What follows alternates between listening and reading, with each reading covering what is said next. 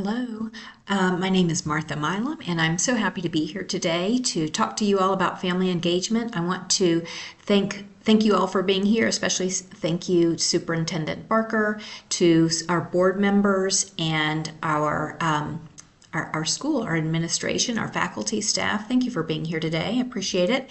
And let's go ahead and dive in, talk about why family engagement is important. Family engagement has a much bigger impact than a lot of times we realize. All right, so there's research on everything in education, and some of the research really shows that it is effective when it brings together everybody, whether it's families, including families, educators, even communities, to not only talk to one another, but to co-create strategies and to kind of brainstorm and come up with plans together if possible. I know a lot of times it's not possible, but to really work together, not only to just communicate, but to come up with ideas, solutions, plans, things like that. So there's a bit of an equity issue when it comes to family engagement. Students from higher income families a lot of times have families that are more involved in schools. So unfortunately, by the time students reach sixth grade, students who are from higher income families a lot of times have had, on average, have had 6,000 more hours with their families being involved than those students from lower income families. So we want to try to bridge that gap and change some of that dynamic that is, and talk about some of the barriers there are to all families from all walks of life being involved in the school.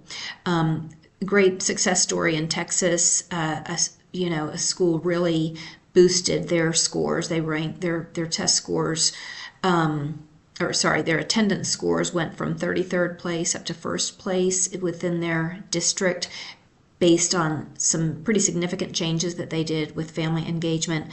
So they had an outside resource come in and help work with them on family engagement, and it really made a big difference.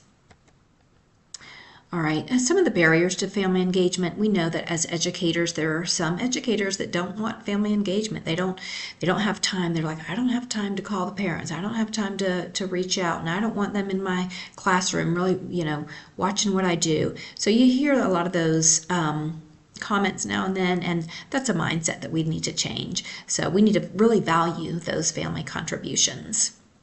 Sometimes families can have that same mindset. They don't want to be involved in the school. They may have a bad taste in their mouth from some bad experiences with schools. So sometimes those families are not trusting of us as we would like them to be. And then schools themselves, just the design of the school system, whether it's checking in as a visitor and having, we have a very large school, figuring out even where to come to check in, maybe a barrier, maybe just kind of one of those, some red tape that they have to deal with. Schools a lot of times don't allocate money toward family activities, and schools might feel like they need to provide food, or provide, things that cost money in order to have family activities. And then a lot of times schools will design things like, hamburger night at 6:00 p.m. Well, there might be families who are like, I don't want to go to hamburger night. We're vegetarians, or I can't be there at 6 p.m. I work the night shift, and, a family who, they have somebody who's a nurse, and, they're working that 7 to 7 shift. They can't be there. And then, of course, the non-English speaking families culturally, families that have cultural barriers to wanting to be involved in some of the school activities. So again, there's research that has come up with these high leverage areas or high leverage strategies for family engagement, and we're going to just talk through some of these. Attendance is extremely important. We know that student attendance can improve with increased communication between school and home. And our school does those robocalls where the attendance office will leave an automated phone call message with families saying that their child was not at school today. And not a lot of times, but there are times when the parents don't know that, so then they reach out to the school to try to address that issue, and that opens up some lines of communication. And just as a teacher, I tell the students, I say, hey, Kaylee, I missed having you in school yesterday. Were you sick? Or, how I'm glad you're here.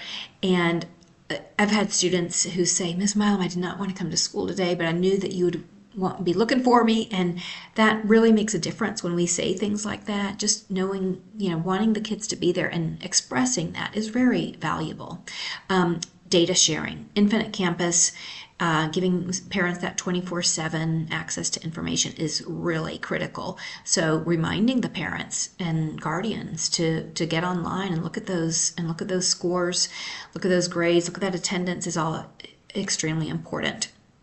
And they can make plans, as we're going to talk about, based on some of that data that they have access to. Transitions, students, graduating middle school and high school are really in need of a lot more information. What courses are we going to sign up for? What clubs are we eligible for? And of course, when you're going to college, how are we going to get those scholarships? All that stuff that, and it reflects well on the school when we have kids going off to great schools or just going to college in general. It really helps us if we can get those kids to those places where we know they can get into, but a lot of times their families may be lacking the confidence. So if we can give them that confidence, have a parent night about college and senior year, and of course I'm talking about the high school level, and middle schools can do the same thing when they're getting ready to send kids up to high school. Academic and social development, families can really be supportive by, and again, this a lot of times has to do with that higher income, lower income barrier. A lot of times the higher income families, they have more education. They are used to education. They're good at that stuff. They know how to teach their kids to read, to do math. But if we can get all the parents on board, even the ones that are lacking some of that confidence or some of that educational background, if we can really say, hey, show them what they can do to work with their students at home, and they don't have to know all the answers if that's a barrier, but just providing them with resources and just getting them to encourage their children is really important. Digital media is huge. Just communicating with the families through digital media has really changed things a lot for our schools. There's a lot of apps and a lot of resources like Google Translate for families that,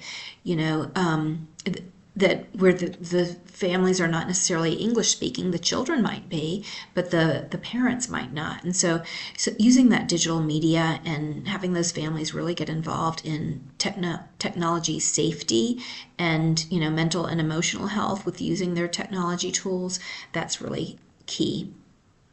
So just wrapping this up, braiding some of these strategies, these high leverage strategies together is what we do, and we can do a better job with it if we kind of think through and think about some of the tools that we have and say, hey, how can we do these things? A couple examples here. Schools send out information on Remind or some of the apps similar to Remind, texting, hey, does your child want to join the 9th grade STEM Academy? And a student might receive that text, look at their phone, say, oh, well,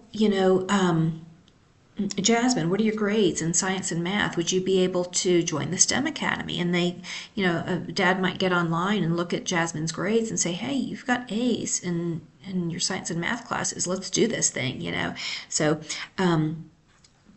all those things, that's using all of those tools: digital media, transitions, data sharing, academic development.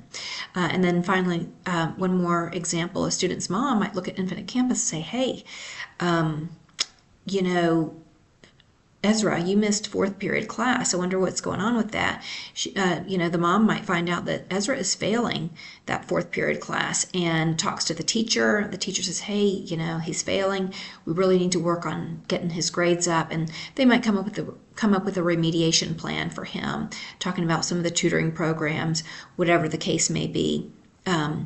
So just wrapping this up, looking at some of those examples, some of these high leverage strategies, beating some of these barriers, understanding that family engagement is critical to our school's culture and well-being. And we really want to all put our best foot forward in creating that environment for our school.